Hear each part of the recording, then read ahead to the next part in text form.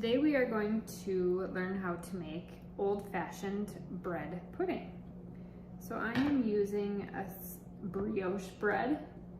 My daughter's laughing at me. She's gonna be in the next video showing us how to make homemade pizza. Anyway, so what you need to do is take a half a loaf of brioche bread. I'm gonna have to edit out all of my looking at you. Okay, and then we're gonna cut it into bite-sized pieces. This. They'll just be happy when they can see me on YouTube when they're in college and need to cook. Okay, then we're gonna put the bread in a bowl like this.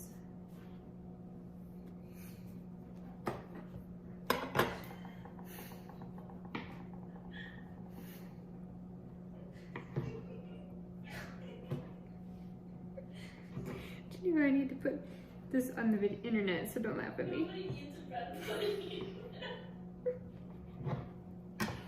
She thinks that nobody eats bread pudding, but actually bread pudding is a very old recipe.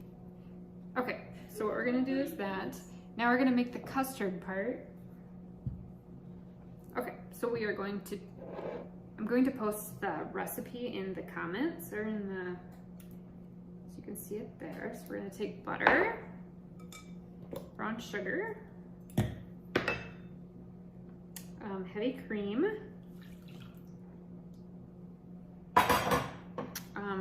milk. Don't use skim milk, use the thicker milk. Okay, and then we are going to add vanilla.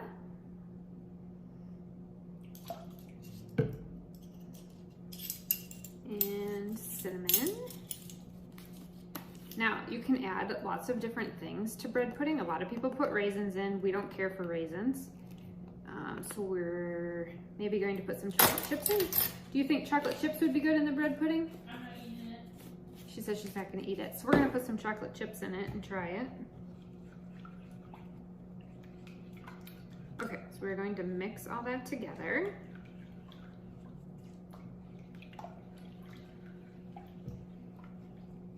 Okay, and then we're gonna add the 2 eggs at the end.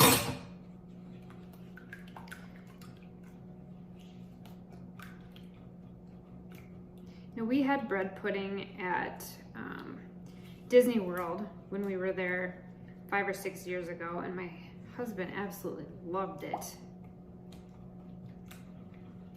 We'll try to recreate that.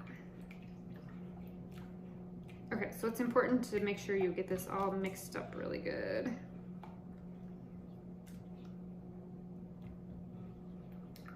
Okay, then we're going to take the custard that we just made and we're gonna pour it over the breadcrumbs, like that.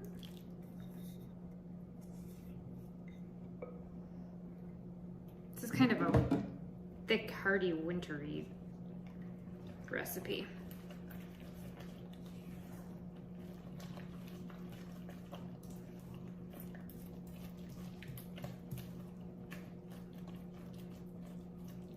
Okay, and I am going to add some chocolate chips, so I'll be right back.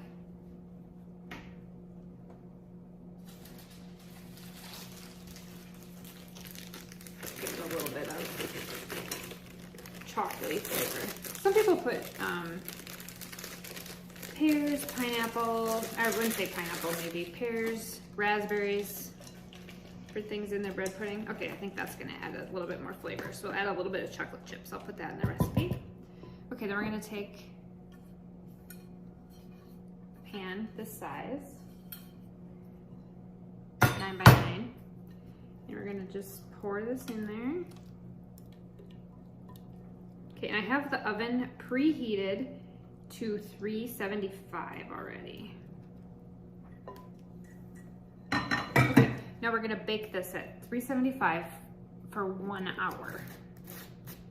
And I'll check it at about 40 minutes and see if it's golden brown, and then I'll show you how to make the topping for it, and then we'll be back. Okay, I'm gonna take the bread pudding out of the oven, and our house smells absolutely amazing. but I'm gonna show you what this looks like when it comes out. That's what it looks like. So now I just made the sauce. I'm gonna let it cool for about 10 minutes and then we'll pour the sauce over and then I'll show you what it looks like.